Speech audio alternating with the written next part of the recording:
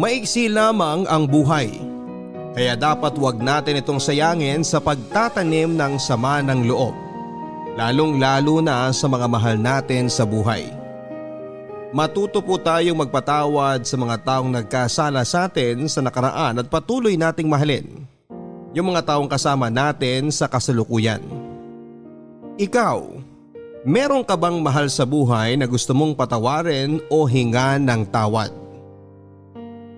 Maswerte yung mga anak na kumpleto pa ang mga magulang. Meron kasing wala ng nanay, meron ding wala ng tatay. At meron namang ulilang lubos na. Pero paano na lamang kung meron kang magulang? Kaya lang hindi mo naman tinatrato ng maganda. Mga kapuso, katulad din ba kayo ng ating letter sender ngayong araw na kung kailan huli na saka nagsisisi? Pakinggan ang kwento ng kanyang buhay, pag-ibig at pag-asa sa nangungunang Barangay Love Stories.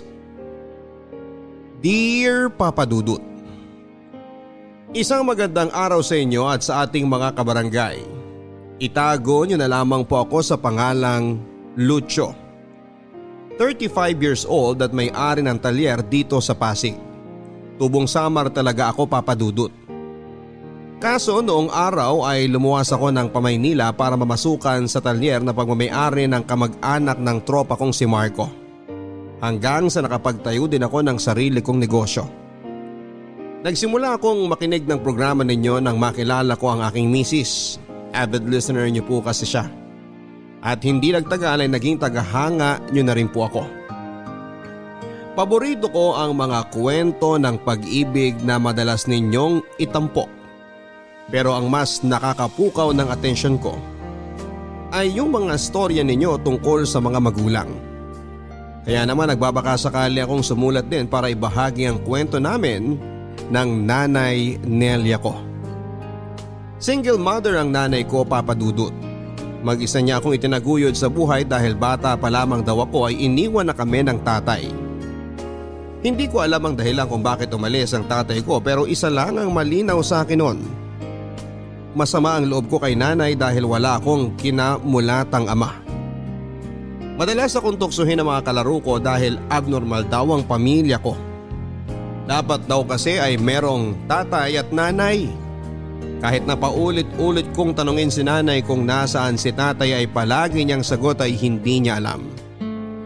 Dagdag pa niya, nandiyan naman siya para alagaan ako kaya hindi ko na raw kailangang magkaroon pa ng tatay.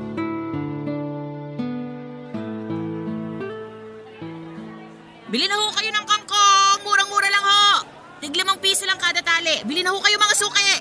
Nay, pwede na po ba akong umalis? Kasi niyayaya ako ni Pedring na mag-computer eh. Lucio anak, alam mo namang araw ng palengke ngayon. Kailangan kong tulong mo para naman makarami tayo ng mabentang kangkong. Kaya niyo na po yan, Nay. Di ba palagi naman kayong nandito sa palengke? Kaya kabisado niyo na yung galawan dito. Nak, medyo mahina pa nga ang kita natin eh. Tingnan mo, 5 tali pa lang ang nabibenta natin, tapos magtatanghali na. Kailangan maubos natin tong 50 pirasong taling natitira para kahit papano may pambili tayo ng bigas at ulam. Pwede naman po tayong umutang kina Aling Marites kung sakaling hindi po natin maubos yung mga kangkong ngayon, di ba? Kaso nagagalit sa atin si Marites dahil hindi pa natin nababayaran yung utang natin noong 1 linggo sa kanila. Kaya sinabihan niyo na ako kanina na bawal daw muna tayong kumuha sa tindahan niya. Ano ba naman yan, Nay? Kaya nga tigilan mo na yung pagrereklamo dyan at tulungan mo ako magtinda dito. Bakit hindi ka kaya maglako doon? At ako ang tatao dito para naman pareho tayong magkaroon ng benta. Alam niyo naman pong ayokong naglalako eh. Mamaya makita pa ako ng mga kaibigan ko dyan pagtawanan na naman nila ako eh. Nung isang araw wala pong tigil sa panunokso sa akin si Pedring tungkol sa pagtitinda ko ng kangkong. Nalaman pa ni Melda yung nililigawan ko. Kaya tuloy pinagtawanan din ako. Ay, anak, hindi mo dapat kinakahiya ang pagtitinda ng kangkong dahil ito ang bumubuhay sa atin. Tignan mo ko, proud kangkong vendor ang nanay mo. Kayo yun, Nay. Magkaiba po tayo. Ayokong lumaki na nagtitinda ng kangkong kagaya nyo. Di bagay sa akin, lalo pat lalaki ako. Gusto kong trabaho yung may kinalaman sa mga sasakyan. Ayoko dito sa palengke. Ang init-init na, ang ingay-ingay pa. Matutupad mo yung pangarap mo kung tutulungan mo ako makabenta ng marami ngayon para may pambaon ka sa school sa Lunes. Tsaka ano bang nakakahiya sa pagtitinda ng kangkong, aber? Para mo namang sinabing nakakahiya din ang pagtitinda ng buko juice, ice cream at fishball. Ano ba naman yan, anak? Yan ba ang natututunan mo sa eskwelahan? Ang maging mapangmata? Hindi ko naman po sinasabing nakakahiya ang pagtitinda ng buko juice o fishball. Ang akin lang, ayokong magtinda ng kangkong. Bakit niyo pa po kasi ako sinasama dito sa palengke? Samantalang tinutulungan ko naman na po kayo sa pagtatali at pagbubuhat ng mga kangkong na ibebenta. Alangan namang isama ko si Pedring. Sino ba sa inyo ang anak ko? O hindi ba ikaw?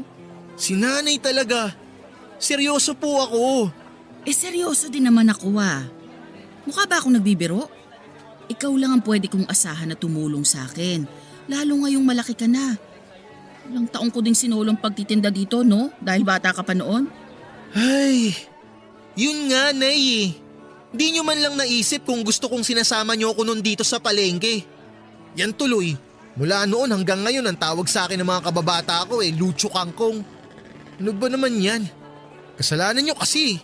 Palibhasa, yung mga kalaro mo, ano nga bang tawag dun sa Ingles? Spoiled. Oo, mga spoiled yung mga batang yan dahil walang alam sa pagbabanat ng buto. Dapat hindi mo sila sinasamahan dahil puro di magandang natututunan mo sa kanila. Sino pong sasamahan ko? Kayo? Di puro tungkol sa kangkong na natutunan ko sa inyo. Aba, tignan mo tong batang to. Kailan mo pa natutunang bastusin ako, Lucho? Ay, kung nandito lang sana si tatay, di sana kayong dalawa ang magkasamang nagtatrabaho. Imbis na ako ang sinasama nyo dito. Ilang beses ko ba dapat sabihin sa'yo na wala na ang tatay mo bago mo maintindihan, ha? Iniwan na niya tayo. Hindi na siya babalik. Kasalanan nyo kasi kung bakit tayo iniwan ni tatay, Nay. Lucho, ano ba? Sumusobra ka na, ha? Paano naging kasalanan ko bakit tayo iniwan ng magaling mo ama? Siya tong tumakas sa responsibilidad niya sa'yo.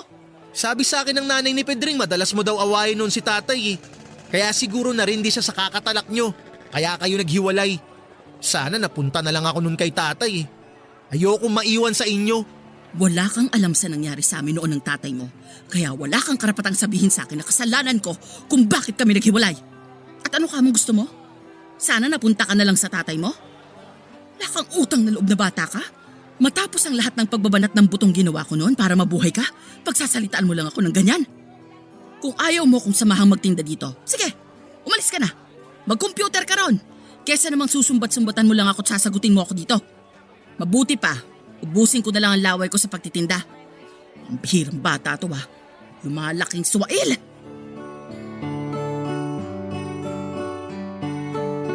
Papadudot, hindi lang pagtitinda ng kangkong sa palengke kasama si nanay ang kinaiinisan ko dahil ultimo gawaing bahay gaya ng pagsasaing, paghuhugas ng pinggan at paglalaba ay kinakatamaran kong gawin. Bakit kamo? Dahil gawaing pambabae yon. Hindi dapat gumagawa ng ganong uri ng trabaho ang tulad kong lalaki kaya naman madalas din akong sermonan ni nanay tungkol sa pagiging tamad ko. Pero lahat ng sinasabi niya ay pumapasok lang sa isang tenga ko at lumalabas naman sa kamila. Nang tumungtong ako ng kolehiyo, mas naging mabarkada ako. Mas madalas akong tumambay sa kung saan-saan kasama ang tropa ko pagkatapos ng klase namin. Kaysa umuwi ng maaga sa bahay para mag-asikaso o puntahan sa palengke si nanay para tulungan siyang magtinda ng kangkong. Oo, papadudot. Kinakahiya ko ang trabaho ng aking ina. Palibhasa ay hindi yon maipagmamalaki tulad ng trabaho ng magulang ng mga kaklase kong isang piloto, nurse, teacher o negosyante. At alam din naman ni nanay yon kaya hindi na rin niya ako pinipilit na samahan siya sa pagtitinda. At dahil sa pagiging mabarkada ko, meron ding pagkakataon na nasasangkot ako sa away, papadudot. Kaya nang minsang umuwi akong putok ang labi at may black eye ay halos himatayin si nanay sa nerbiyos. Pero buhay na buhay pa din siya habang pinapagalitan niya ako. Aray! Aray ko naman, Nay! Alam niyo namang masakit yung pasa ko tapos dinidiinan niyo pa talaga yung paglalagay ng gamot. Anong gusto mong gawin ko? Magtatatalon sa tuwa dahil umuwi kang bubog sarado? Ano ba naman yan, Lucho? Minsanan ka na nga lang umuwi dito sa bahay, ganyan pa ang itsura mo? Anong magagawa ko? Mabuti nga umuwi pa ako eh. Aray! Kuha mo pa talagang mga tuwira ng baluktot? Nay naman, ano ba yan? Alam nyo na ngang may mga sugat at pasana ako eh. Tapos kung makabatok pa kayo, wagas. Bakit ka ba kasi nagkakaganyan, ha? Sinong gumawa niyan sa'yo? Nakipagsuntukan ako sa kaklase ko. Tapos pinagtulungan nila ako ng tropa niya. Mga buwisit, mga duwag. Kailangan may kakampi. Kung nag one-on-one lang sana kami, siguradong nguso niya ang putok at hindi sa akin. Ano? At bakit mo yun ginawa, ha? Nakakapikon kasi sila na eh. Nung isang linggo pa nila ako inaasar na kesyo amoy palengke daw ako. Batang kangkong, anak ng tindera. Kaya ka nakipagsuntukan dahil lang sa maliit na bagay na yon. Ano ba naman kayo, nasa elementary? Kolehiyo na kayo, hindi na kayo mga bata, Lucho. Ano ho bang magagawa ko kung totoo naman kasi ang mga sinasabi nila? Pinagmumukha nila akong katawa-tawa sa harap ng ibang tropa ko eh. Kaya di na ako nakapagtimpi. Pambihira. Paano na lang kung mapuruhan ka nila, ha? At nagkaroon ka pa ng bali-baling buto? Ano, saan tayo kukuha ng pampagamot mo? Alam mo namang maliit lang ang kinikita ko sa pagtitinda ng kangkong sa palengke. Tapos hindi mo pa ako tinutulungan. Alam mo, Nay, kasalanan mo talaga kung bakit ako napaaway eh. Ako? Paanong naging kasalanan ko, Aber? Dahil sa pagtitinda nyo ng kangkong. Kahit nung bata pa ako, issue na talaga yung pagiging tindera nyo eh. Pwede naman kasing humanap na lang kayo ng ibang trabaho. Mga tulong kayo. At least kahit papano nasa loob kayo ng bahay. Hindi nakabalandra kayo sa palengke. Yan tuloy. Alam na alam ng buong barangay na nanay ko kayo. Matagal nang alam ng buong barangay na nagtitinda ako ng kangkong, Lucho. At ni isa sa kanila ay walang sinasabing masama tungkol sa akin. Mga suki ko pa nga ang karamihan sa kanila eh. Ikaw lang at yung mga barkada mo ang nagpapalit sa trabaho ko. Di ba dapat nga pinagtatanggol mo pa ang nanay mo dahil itong hinahamak mong pagtitinda ko ng kangkong ang tumutusto sa pangkolehiyo mo. Kahit na anong sabihin nyo, di nyo na mababago ang isip ko. Pati ang tingin sa inyo ng mga barkada ko. Ay, nakakainis talaga.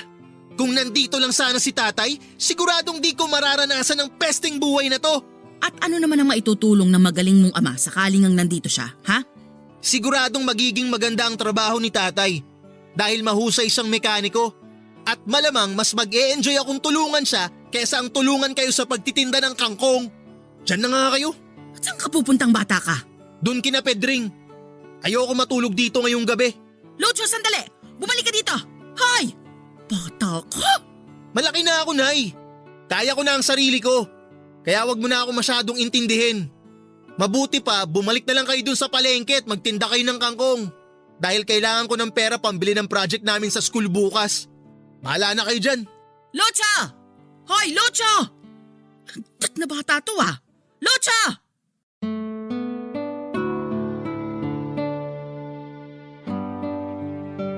Ayaw ni nanay na lumaki akong basagulero tulad ng tatay ko, Papa Dudut. Pero hindi ako naniniwala kay nanay na ganong uri ng tao si tatay. Sigurado akong gusto lang niyang siraan ang imahe ng aking ama sa akin para hindi ko na ito masyadong isipin pa o hanapin. Kaya naman mas lalong nadagdagan ang sama ng loob ko kay nanay. Tumalas din ang aming pagtatalo dahil sa paulit-ulit akong nasasangkot sa mga gulo. Nandyan, Papa Dudut, yung nagkabaranggayan pa kami ng nakaaway kong taga-kabilang bayan dahil lang natalo namin sila sa basketball. At kung ano-ano pa. Bukod doon ay sawang-sawa na rin ako sa pakikinig sa bulyaw ng nanay ko kung gaano ako kapasaway o kasuwail na anak. Kesyo, kailan ko raw ba titigilan ng pagbibigay ng sakit ng ulo sa kanya?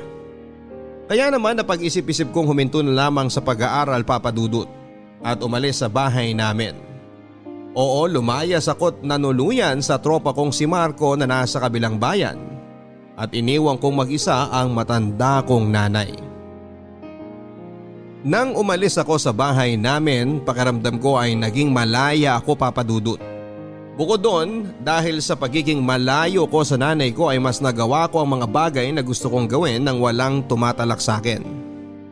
Ang sarap pala sa pakiramdam na kahit papaano mabigyang katahimikan ng mga tenga kong bingina sa sermon ni nanay.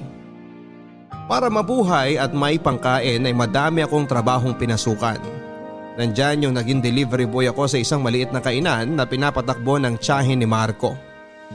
Pumasok din ako bilang sales assistant sa tindahan ng mga sapatos para kahit papaano ay may kitain akong pera. At dahil nga meron na akong source of income ay natuto naman akong magbisyo papadudot.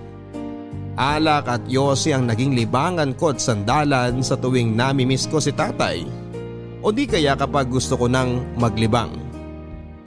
Malaking bahagi sa kinikita ko ay doon lang napupunta pero wala akong pakialam. Mas may silbi pa ang mga yon kesa sa nanay ko.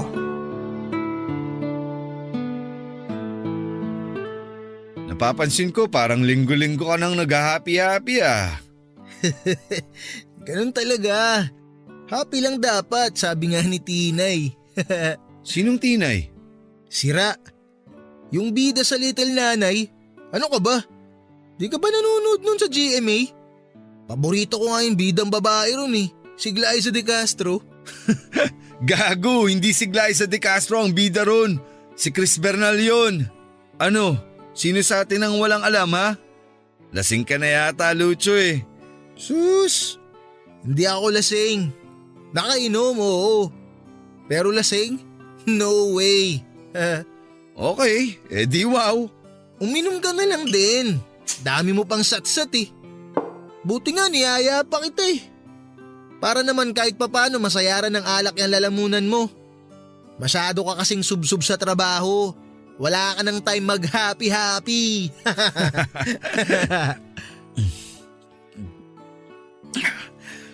Bakit? Ano bang meron? Huh? Anong meron ng pinagsasabi mo? Sira, anong selebrasyon? Bakit ka umiinom? Kadalasan kapag nag-happy-happy ka meron kang ipinagdiriwang. So ano, sabihin mo na. Ano, sinagot ka na ba ng nililigawan mo? Ano nga ang pangalan nun? Violeta. Oo, Violeta. So, sinagot ka na ba ni Violeta? Di no. Saka di ko naman nililigawan yung babaeng yun. May jowa na yun, si Nicanor. Mamaya gulpin pa ako ng tropa nun kapag pinormahan ko si Violeta eh. Ay, ganun ba? Akala ko single yun. Akala mo lang, pero hindi. Kaya nga nawala na din ako ng interes sa kanya nung minsan nakita kong umaaligid na parang aso sa kanya si Nicanor. Tapos, na-realize ko di ko pala siya talaga type. So, sino na type mo? Wala. Di yata taga rito mapapangasawa ko eh. E di kung ganun, bakit ka umiinom? Namimiss ko lang kasi yung airpod ko. Yung airpot mong naglaong parang bula nung bata ka pa. Pwede ba? Di siya nawala na parang bula. May dahilan kung bakit siya nawala.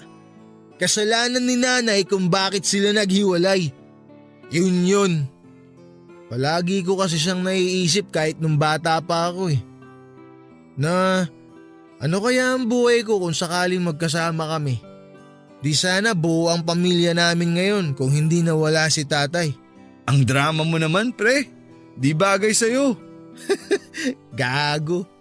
Madrama naman talaga ang buhay ko ah. Sira ka talaga. E di mo ba sinubukang hanapin ang tatay mo kahit minsan? Ano bang alam mo tungkol sa kanya? Para naman kahit paano may idea ka sa kung ano na ang posibleng buhay niya ngayon. Sinubukan ko siyang hanapin pero ni anino niya hindi ko nakita eh. At ang alam ko, mahilig sa mga sasakyan si tatay. Mekaniko ang trabaho niya bago sila naghiwalay ng airmat ko nung araw. Kaya siguro naman ako sa kanya ang hilig ko sa mga sasakyan. Sa palagay mo, posible kayang may sarili ng talyer si tatay ngayon? Di ko alam. Ano ba yan? Wala ka namang kwentang kausap pre. Ano bang malay ko, di ba? Pero dahil nabanggit mong mahilig ka sa mga sasakyan kagaya ng airpot mo, baka interesado kang sumama sa akin lumuwas ng Maynila para magtrabaho sa talyer ng tito ko. Ano? Seryoso ba yan pre? Baka naman ginugood time mo lang ako. Masasapak kita. Sira, seryoso ako. Ikaw lang naman tong palabiro sa atin, no? Ano, sama ka ba? Tinatanong pa ba yan? Siyempre, sasama ako. Pangarap ko din naman makaalis dito sa probinsya natin eh. Saka baka sa Maynila ako na din makita ang tatay ko kung sakali. O ang magiging misis mo. Alam mo, ikaw puro ka talaga kalokohan eh. Aba, wag mong sabihing di mo yun naisip. Balita ko magaganda ang mga babae sa Maynila. Saka madaming customer na babae si Tito. Sikat na sikat kaya ang talyer niya dun sa Pasig. Kaya sigurado ako na taga ron ang mapapangasawa mo. Kung siniswerte ka nga naman ano.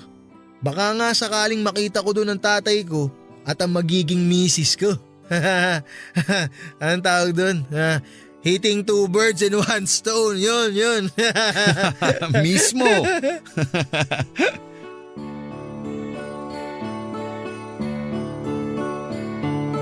Nang alokin ako ni Marco na lumuwas pa Maynila para magtrabaho sa talyer ng kanyang tito ay hindi na ako nagpatumpik-tumpik pa, Papa Dudut.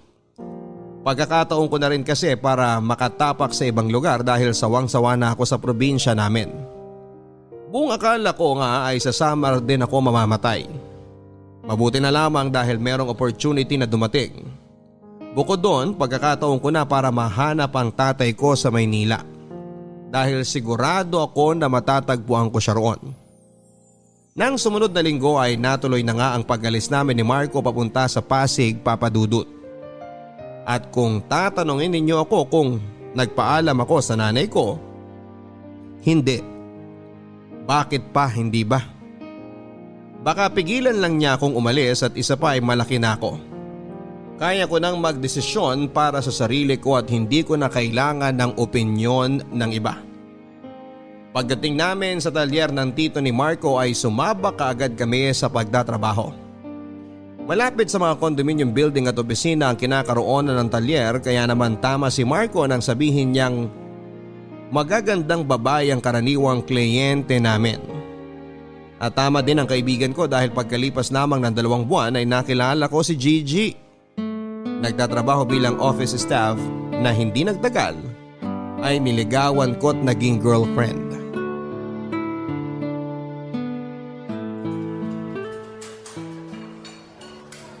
Babe, second date na natin pero di pa rin kita nadadala sa mamahaling restaurant. Sorry ito lang kasi kinaya ng budget ko eh. Ano ka ba naman? Okay lang yun. Saka di naman ako maselan. Paborito ko kaya ang pagkain nila dito kaysa sa mga sosyal na restaurant, no? Alam mo, sa totoo lang, naisip ko kasi na baka mas gusto mo doon kumain kaya talagang pinag-ipunan ko tong second date natin. Kaya lang, naningil na kasi si Aling Deli doon sa utang ko sa tindahan niya kaya napurnada pa yung date natin doon.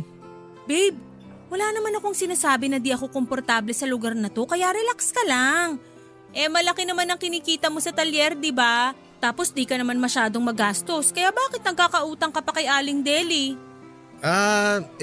Ano kasi, yung perang sinuweldo ko, nagastos ko nun sa inuman namin ni na Marco. Babe, lahat ng sweldo mo? Di nga! Oo birthday kasi nung isang kaibigan namin kaya bilang regalo, sinagot ko yung kalahati nung ininom namin. Yan yata yung isang beses na di kita makontak tapos akala ko kung napaano ka na. Nakikipag-inuman ka lang pala. Sorry na babe, di ko na kasi namalayan ng oras nun tsaka na-deadbat pa yung cellphone ko. Sige, patatawarin kita this time. Pero pag inulit mo pa yon, naku, magagalit na talaga ako sa'yo Oo babe, Pexman. Di na mauulit yun. Ang alin yon? Yung di ko pagtitext sa'yo kapag may inuman ng tropa. At pati yung pag-iinom, babe. Dapat tigilan mo na din yan, no? Parang ang hirap naman yata nun, babe. Di naman ako umiinom palagi Minsan lang kapag may happy-happy. Kaya bakit ko naman kailangan tigilan? Ito naman? Minsan lang ba talaga? Oo, no, promise, minsan lang. Saka wag mo na masyadong isipin yun. Bata pa ako. Ayos na ayos pa ang bahay alak ko. Ewan ko sa'yo, babe. Basta ako, nagpapaalala lang.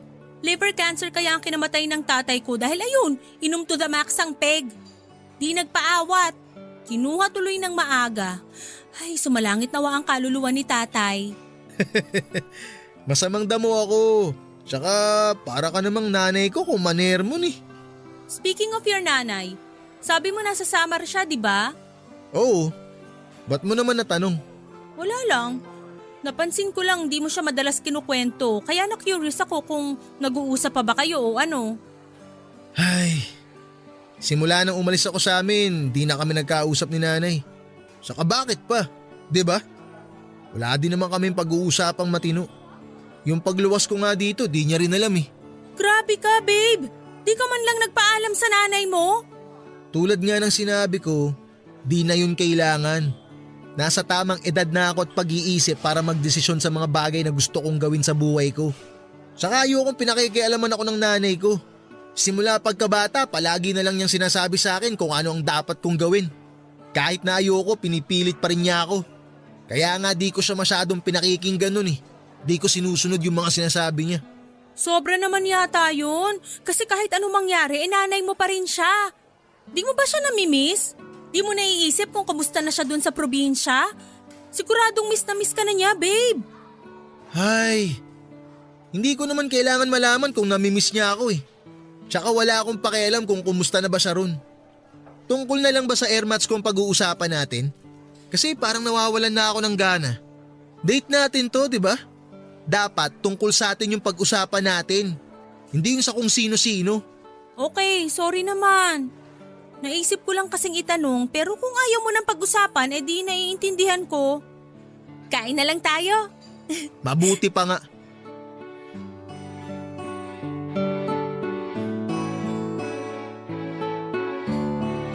Papadudot ni respeto ni Gigi ang kahilingan kong wag nang pag-usapan ang tungkol sa nanay ko. Sa katunayan, yon ang huling beses na binanggit niya si nanay kaya naman masayang masaya ako. Ayoko na kasing magkaroon ng koneksyon sa nanay ko dahil meron na akong bagong buhay. Bagong buhay na hindi siya kasama. Pagkalipas ng 1 taon ay nabuntis ko si Gigi kaya naman naisip naming mag-live-in. Nagrenta kami ng isang studio type apartment malapit sa pinapasukang opisina ni Gigi at pinagtatrabahuhan kong talyer. Nangako ako sa nanay ni Gigi na aalagaan ko ang anak niya, kaya naman nagpursige ako sa pagtatrabaho. Bukod doon ay nagsimula na rin kaming mag-ipon para sa pagdating ng aming anak. At pagkalipas ng 9 na buwan ay laking tuwa naman namin ni Gigi dahil sa wakas ay naging ganap na kaming mga magulang. Pero pagkaraan lamang ng 2 buwan ay muling nagbuntis si Gigi, papadudot. Kung doble na ang pagsisikap naming mag-asawa sa pagtatrabaho noon ay mas naging triple pa matapos niyang ipanganak ang aming second baby. At mas naging mahirap ang buhay namin lalo na nang maaksidente at mamatay ang tito ni Marco. Dahilan para malugi at magsara ang talyer na pagmamay-ari nito na nagkataon namang pinagtatrabahuhan naming magtropa. At dahil nga sa nangyari, kung dati ay meron kaming binabayarang kasambahay para mag-alaga sa mga anak namin, nang nawala na nga ako ng trabaho ako nang umako sa pag-aalaga sa mga bata habang pumapasok sa opisina si Gigi. Noong unang buwan ay nag-i-enjoy pa ako sa pagiging house husband, pero habang tumatagal ay nagsimula na akong mainip, papadudot. Hindi na rin kasi ako nakakalabas kasama ang mga tropa namin ni Marco at madalas na rin nila akong asarin dahil sa pagiging taong bahay ko. Namalimit kong kainisan dahil na-realize ko na dapat ay si Gigi ang nag-aalaga sa mga anak namin. Kasi siya nga ang babae. Pero nauwi lamang sa pagkatalo namin mag-asawang tungkol sa kung sino ang dapat na maiwan sa bahay para bantayan ang mga anak namin. At dahil nga nagtitipid kami kaya naisip ni Gigi na ipaalaga sa nanay niyang may sakit ang mga anak namin. Bagay na tinutulan ko kaya napilitan akong isuggest na sa halip na ang nanay Nelia ko na lang ang paluwasin para mag-alaga sa mga anak namin. Nalaman ko din kasi na matagal na niya pala akong hinahanap at kinokontak. Kaya naman naisip ko na ito ang tamang pagkakataon para naman magpaka-nanay ulit siya sa akin. Hindi nagtagal ay lumuwas na pa Maynila ang nanay Nelia at agad na nanatili sa maliit naming apartment. Bakas na sa mukha niya ang katandaan at payat na rin ang kanyang pangangatawan. Pero kahit paano ay malakas pa rin siya kaya naman nang alokin ko siyang alagaan ng aming mga anak. kapalit ng pagsasama-sama naming buong pamilya sa iisang bubong, ay hindi na rin siya tumutol pa. Anya, pagkakataon na rin daw niyang makabawi sa mahabang panahong nagdaan na hindi niya ako nakasama pati na ang aking mga anak.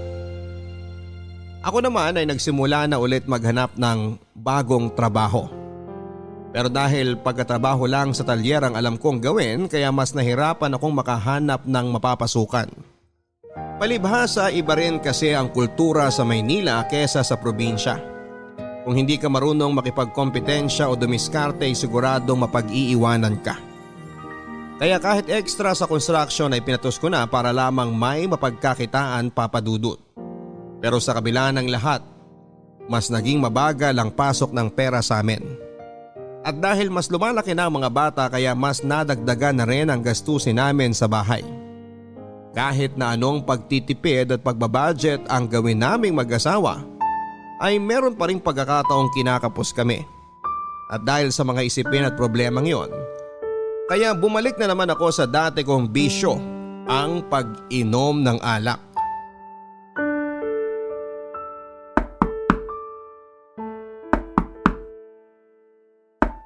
Ano ba? Andiyan na! Oh, ano bang nangyari? Hi babe. Gigi, ipasok na muna natin si paring Lucho. Nangangalay na ako eh. Mabuti pa nga, Marco.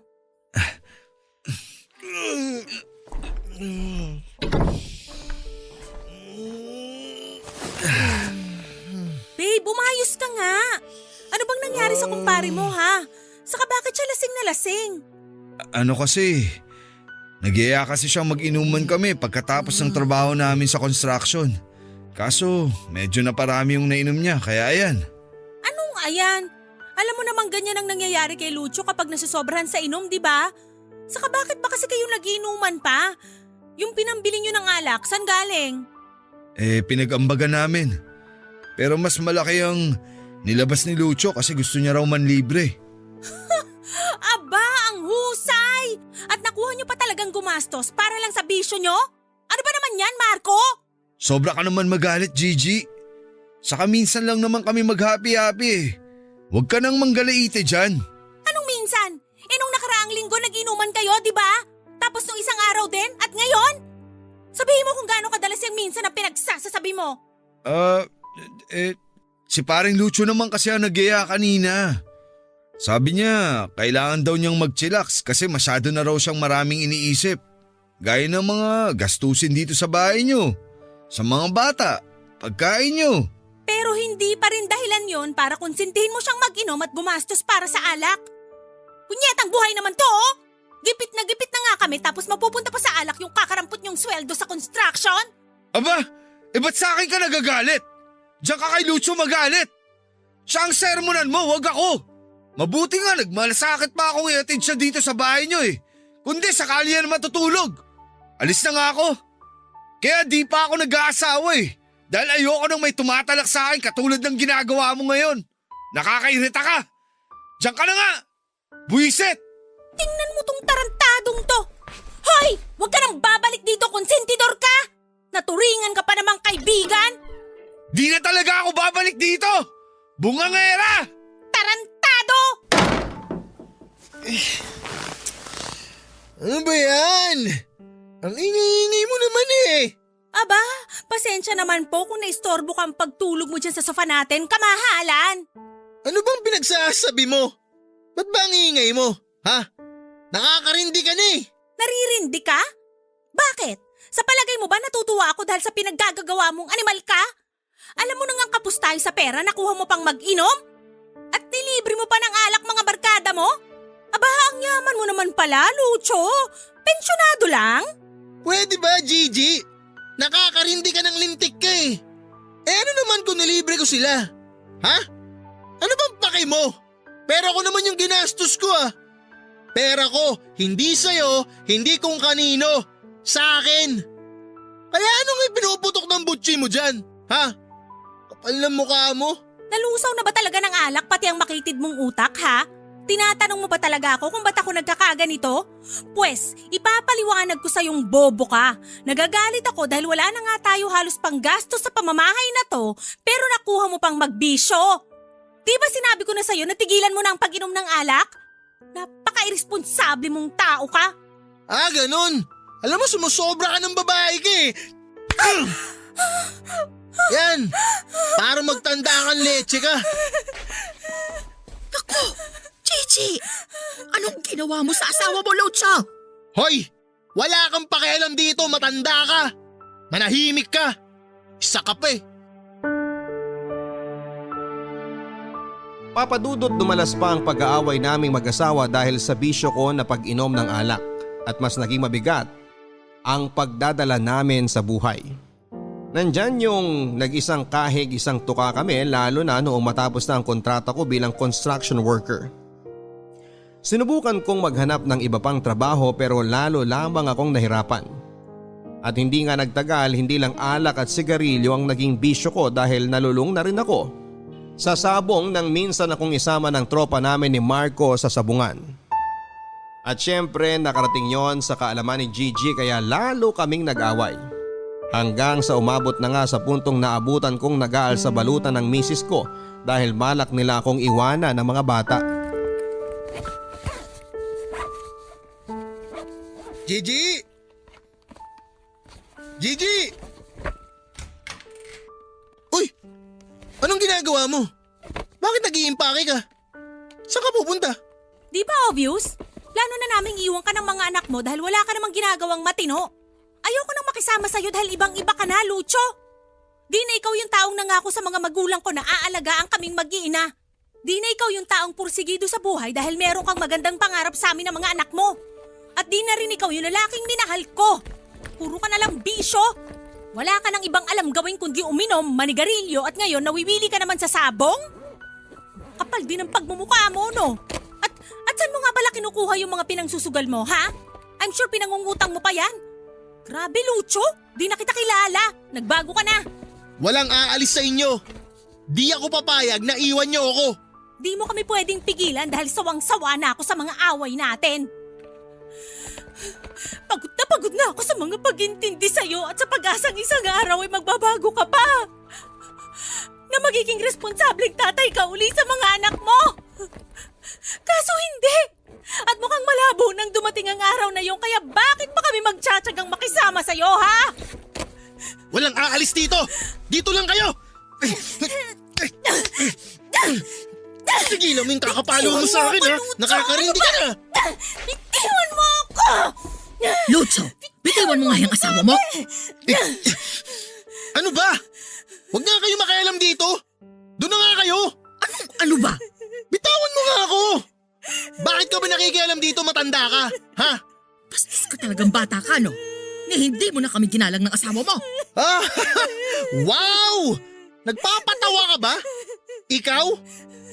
Sige nga, bigyan mo ako ng rason kung bakit kailangan kitang igalang. Ha? Bigyan mo ako! Kasi wala akong maisip na dahilan kung bakit eh. Hindi kita pinalaking bastos! At mas lalong hindi kita pinalaking nananakit ng babae! Pakabarumbado mo? Demonyo ka na! Hoy, makinig ka sa akin mabuti, matanda ka ha. Lalakasan ko kasi baka bingi ka na. Wala kang pakialam kung paano ko patatakbuhin ang pamilya ko. Dahil ako ang padre di pamilya dito. Ha? Tsaka tigil-tigilan mo nga yung panghihimasok mo sa buhay namin. Ha? Dahil wala kang karapatan. Mabuti nga kinuha pa kita rin sa probinsya para alagaan yung mga apo mo eh. Dahil kung hindi, siguradong mabubulok ka doon mag-isa. Mamamatay ka ron mag-isa. Lucho, tumigil ka na nga! Bakit mo pinagsasalitaan ng ganyan ang nanay mo? Nasisiraan ka na ba ng ulo? Magulang mo pa rin siya! Magulang. Dahil mo sinasabi, wala kang alam. Para sa akin, matagal na akong walang magulang. Walang tatay, walang nanay. Tsaka kung tutuusin, kasalanan naman ng matandang yan kung bakit buong buhay ko, pakiramdam ko, ulila ako eh. Hoy, ikaw matanda, makinig ka. Ikaw ang may kagagawan kung bakit ni minsan di ko naranasang magkaroon ng ama. Ha? Dahil sa'yo, kaya kahit kailan di naging buo ang pamilya natin. Tapos ang lakas ng loob mong pakialaman ng pamamalakad ko sa pamamahay na to? Bakit? Ha? Ano? Sino ka ba sa akala mo? Ha? Ha? Ano? Ano? Sino ka ba? Lucho, wag mo saktan ang nanay mo, ano ba? Pwede ba? Huwag kang ang OA dyan. Di ko naman siya sinaktan ah. Tinapik-tapik ko lang naman siya. Baka sakali kasing magising siya sa panaginip niya na meron siyang buo at masayang pamilya. Napakagago mo talaga! Alam mo, Nay, sana di na lang si tatay ang umalis dun eh. Sana ikaw na lang. Sana ikaw na lang ang nawala. Sana hindi na lang si tatay. Dahil sigurado ako, mas magiging masaya at maayos ang buhay ko kung sa kanya ako lumaki at hindi sa'yo.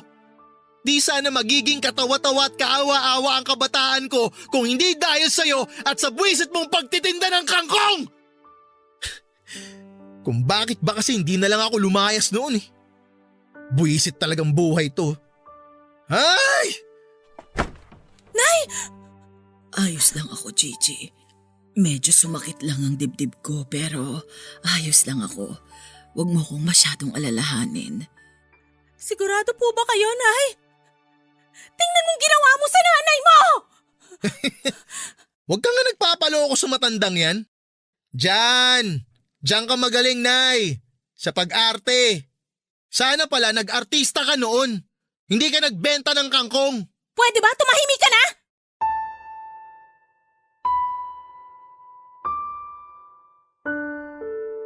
Papadudot, alam kong nagkukunwari lang si nanay na merong nararamdaman para maawa ako sa kanya. O bawiin ko yung sinabi ko tungkol sa kanya. Hindi niya ako madadala o maluloko sa mga pagdadrama niya.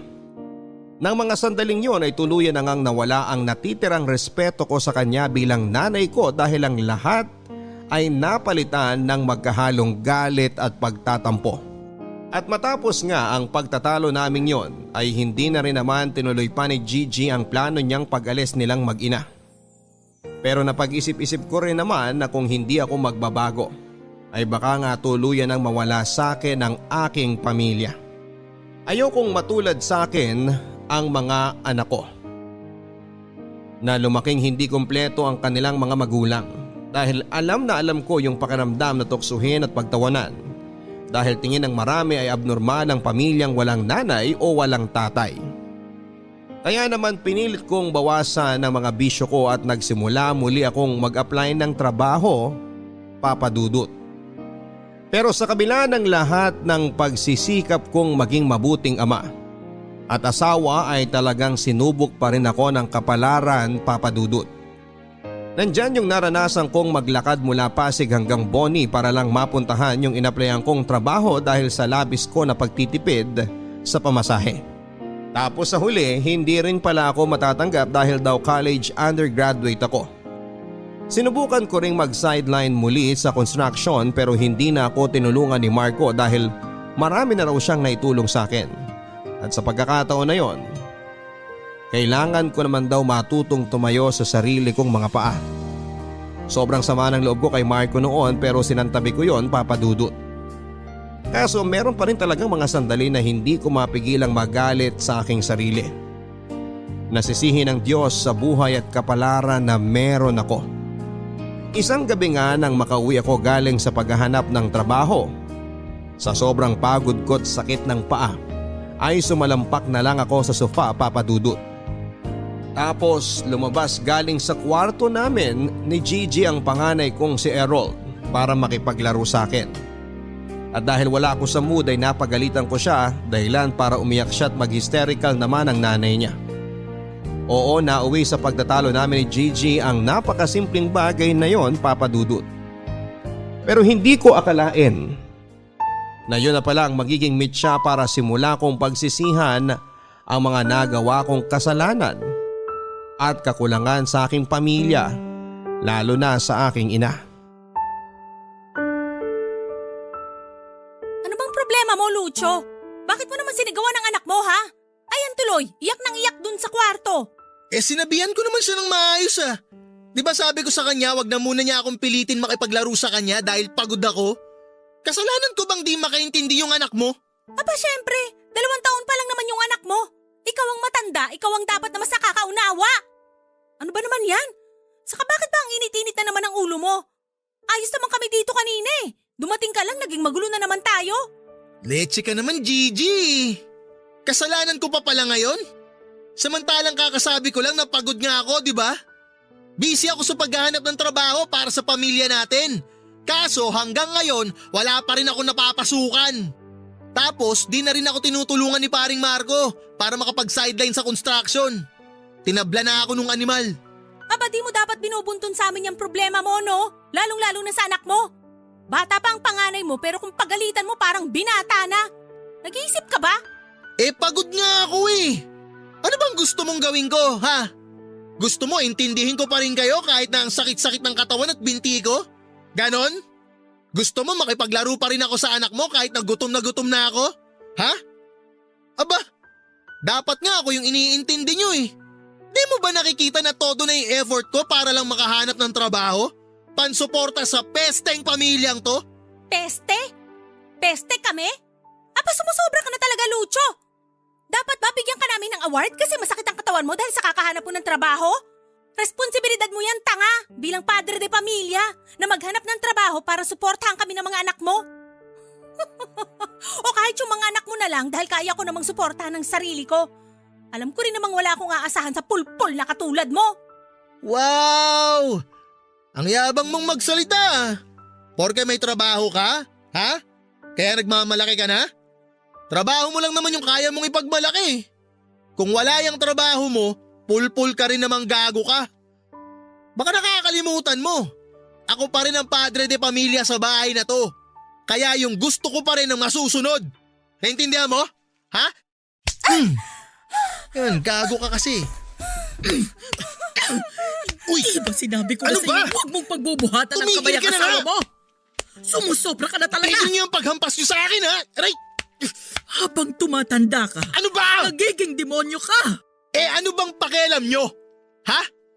Wala na ho kayong pakialam dahil buhay ko to. Masyado na kayong nangihimasok sa pamilya ko. Masyado ka ng mapapel.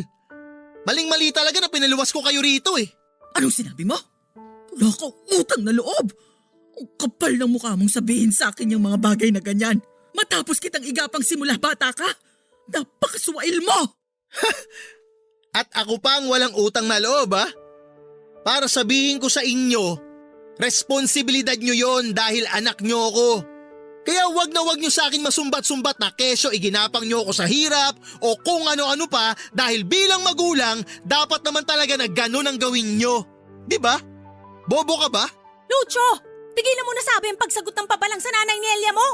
Di ka ba nahihiya sa kanya? Di ka ba nahihiya sa ugali mo? At bakit naman ako mahihiya sa taong yan? Ha? Bakit? Siya nga dapat ang mahiya sa akin eh. Dahil nasa pamamahay ko siya. Ako ang nagpapatira at nagpapakain sa kanya. Kaya anong pinagsasabi mong ako ang dapat na mahiya? Isa ka rin na bobo eh.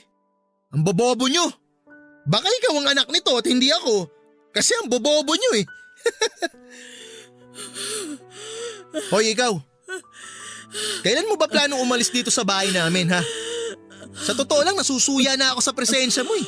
Lucho, ano ba? Bakit? Totoo naman di ba? Kapos na kapos tayo. Hindi na nga natin alam kung anong klaseng pagtitipid ang gagawin natin eh. Kaya di na natin kailangan ng ekstrang palamunin sa pamilyang to. Nay! Diyos ko! Nay! Nay! Ano ba, Lucho? Wala ka bang balak tulungan ako dito? Tingnan mo si nanay! Wala na siyang malay! Nay! Nay! Gumising po kayo, Nay! Nay! Atake sa puso. Yon ang findings ng mga doktor matapos naming isugod sa ospital si Nanay Nelia nang mawalan siya ng malay sa gitna ng mainit naming pagtatalo sa bahay, Papa Dudut. Aaminin kong noon lang ako nakaramdam ng labis na takot habang pinapanood ang mga nagkakagulong doktor na sinasalba ang buhay ng aking ina. Noon lamang ako kinilabutan sa tanang buhay ko habang iniisip ang posibleng masamang mangyari sakaling hindi nila masagip si nanay. Doon lang ako nakaramdam ng hustong pagsisisi at tinding panghihinayang, Papa Dudut. Pagsisisi dahil sa lahat ng masasamang ginawa at masasakit kong sinabi sa aking ina.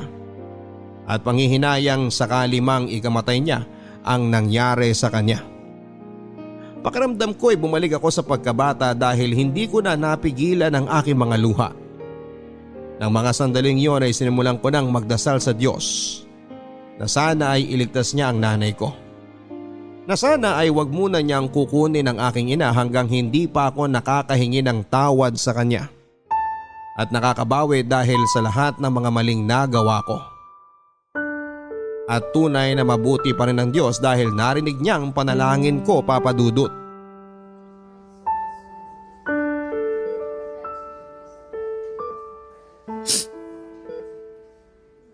Nay, alam ko kahit na natutulog kayo, naririnig niyo ako.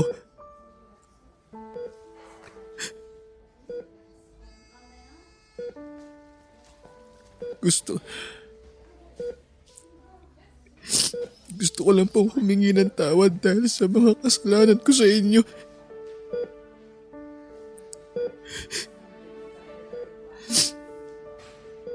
Patawad, Nay. Sa lahat ng mga masasakit na salitang binitawan ko at sinabi ko sa inyo simula pagkabata ko. Sana mapatawad niyo ako, Nay. Kasi hindi ko nakita yung mga pagsisikap niyo para sa akin noon. Alam kong sobrang sama akong anak. Na pati nga po yata langit sinusumpa na ako dahil sa pagiging swail ko at walang respeto sa inyo bilang magulang ko.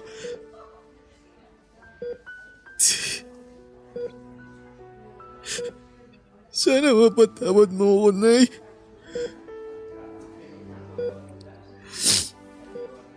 Kasi mas inintindi ko yung sarili ko eh.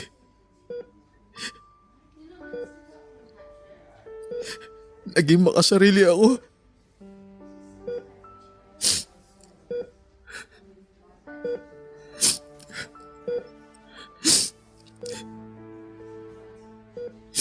Hindi ko inisip ang kapakanan niyo.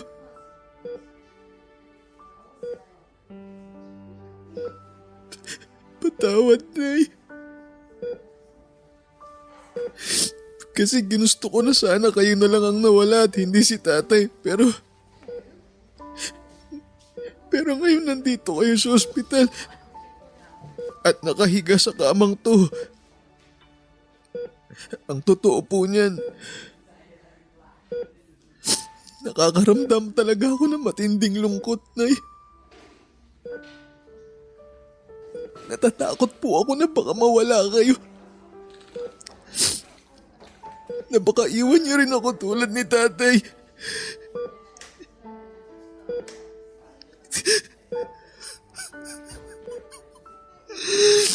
Patawarin niyo po ako, Nay.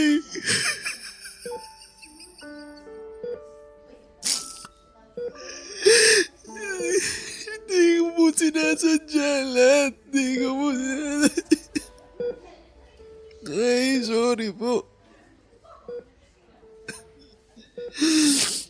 Sorry po. Lucho. Nay? Lucho, anak ko. Nay, nagising ko po ba kayo? Pasensya na po kung nakaistorbo ko sa pagpapahinga ninyo. Gusto ko lang po talaga kayong makita. Ayos na ako, nak. Medyo mahina pa rin ang katawan ko pero ayos na ako. Huwag kang mag-alala. At saka...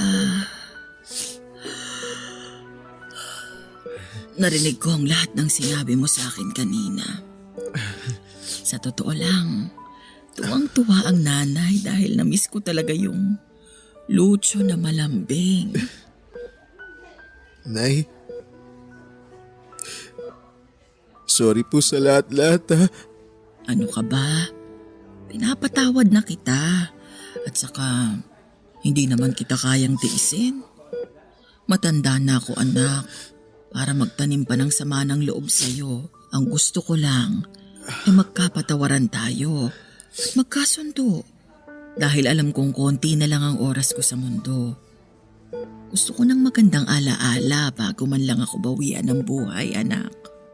Nay, wag. Huwag niyo pong sabihin yan. Di pa kayo mamamatay. Dahil di pa ako nakakabawi sa lahat-lahat ng di magandang nagawa ko sa inyo noon. Hindi pa kayo pwedeng mamatay dahil susubaybayan niyo pa yung paglaki ng mga apo niyo. Hahaba pa po ang buhay niyo, Nay. Hindi pa kayo mawawala. Hindi. Kaya po hindi niyo na kailangan sabihin ang tungkol sa mga ganyang bagay, Nay. Anak, ano't ano man ang mangyari, gusto ko lang malaman mo kung gaano kita kamahal. Mahal na mahal kita, Lucio. Dahil ikaw lang ang nag-iisang anak ko. Mahal na mahal din kita, Nay.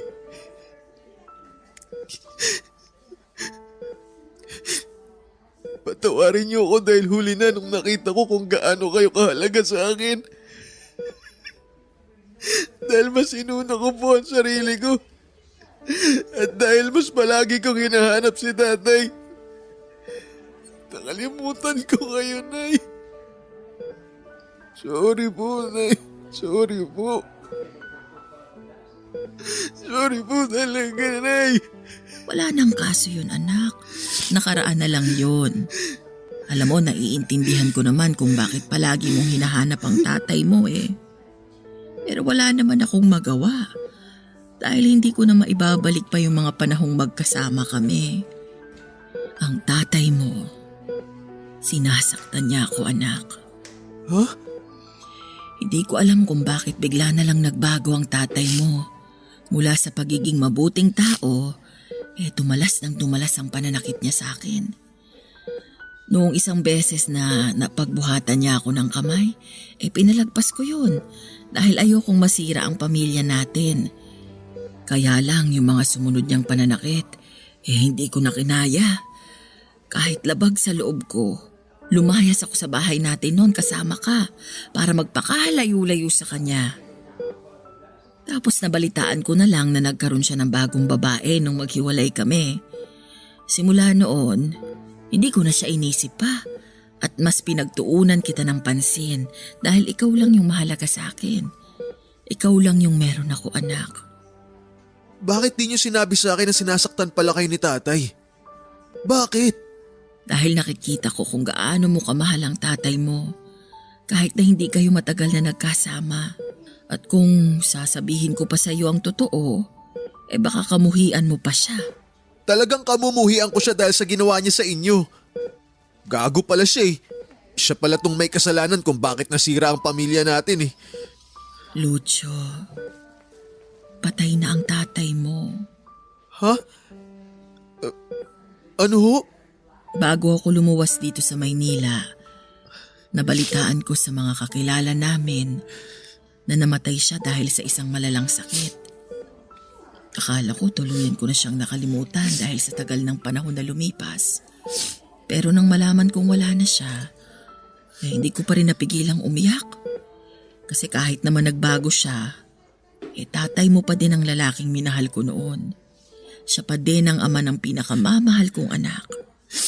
Siya pa din ang tatay mo.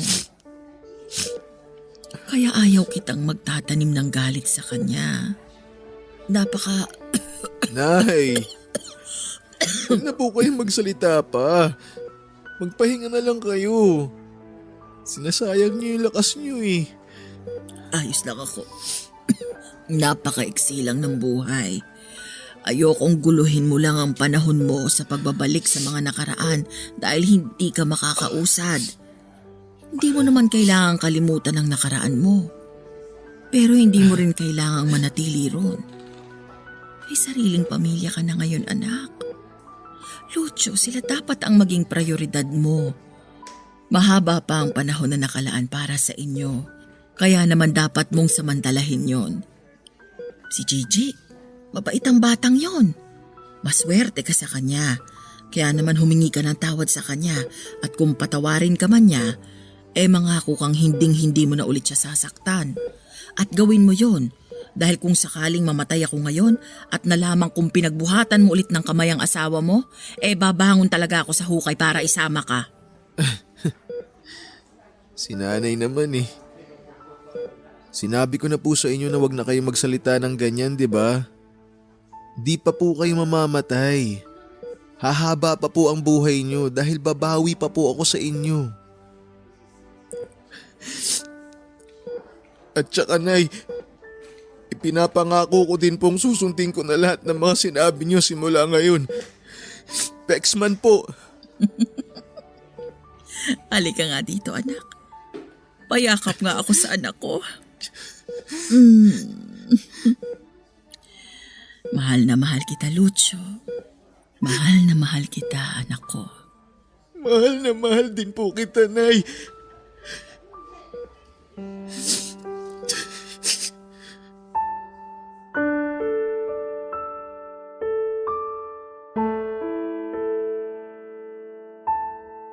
Namatay si Nanay Nelia pagkalipas ng 2 buwan, Papa Dudut. Oo, inatake muli siya sa puso at sa pagkakataong yon ay hindi na siya nakaligtas pa. Parang gumuho ang mundo ko nang biglang kunin sa akin ng nanay ko. At kahit na anong pigil ko sa mga luha ko kusa pa rin siyang tumutulo. Labis din ang pagsisisi ko dahil napakaiksi ng panahong ibinigay sa amin ng Diyos para makabawi ako sa lahat-lahat ng kasalanan at pagkukulang ko sa Kanya. Pero kahit na ganoon ay nagpapasalamat pa rin ako dahil hinayaan pa rin ako ng Diyos na makapiling ang aking nanay. Matapos ang libing ni nanay ay nangako ako sa harap ng puntod niya na magiging mabuti akong asawa at ama sa aking mga anak. Pinatawad na rin ako ni Gigi sa nagawa ko sa kanya noon. Kaya naman mas nagdoble sikap pa ako para mapakatawanan ang pangako kong aalagaan at susuportahan ang aking pamilya. Sinuwerte din naman akong nakapag-loan si Gigi ng malaking halaga sa kanilang kumpanya na ginamit namin para makapagtayo ng maliit na talyer. At hindi nga nagtagal ay mas naging kilala kami't lumago ang aming negosyo. Alam kong masayang-masaya si nanay sa langit dahil unti-unti kong tinutupad ang pangako ko sa kanya noong nabubuhay pa siya. Namimiss ko pa rin siya hanggang sa ngayon, Papa Dudut, pero alam kong maligaya na sila ni tatay saan man sila naroroon. Maraming salamat po sa pagkakataong mabasa ninyo ang aking sulat. Malaking bagay din sa akin na maibahagi sa ating mga kabarangay ang kwento ng aking buhay. Ang inyong forever kapuso at kabarangay, Lucio. Sabi nila habang abala daw tayo sa paglaki ay nakakalimutan na nating tumanda na ang mga magulang natin. Sa kaso ng letter sender nating si Lucio ganun nga ang nangyari. Kaya naman ramdam ko ang pagsisisi mo dahil hindi mo nakapiling ng mas matagal ang Nanay Nelia mo. Pero Lucio, tama ka sa sinabi mong maswerte ka pa rin dahil nakahingi ka ng tawad sa iyong ina. At kahit na maiksi yung panahon na ibinigay sa inyo, nakasama mo pa rin siya. Alam ko namin ng mga kabarangay na proud sa iyo ngayon ang Nanay Nelia mo. Ipagpatuloy mo lang ang pagiging responsableng asawa at ama. Siguradong hindi na babangon sa hukay ang nanay mo para sermonan ka. Biro lang. Maraming salamat mga kapuso, hanggang sa muli. Ako po si Papa Dudut sa mga kwento ng pag-ibig, buhay at pag-asa sa Barangay Love Stories number 1. Mga kwento ng pag-ibig, kwento ng pag-asa at mga kwento ng buhay dito sa Barangay Love Stories. Love Stories.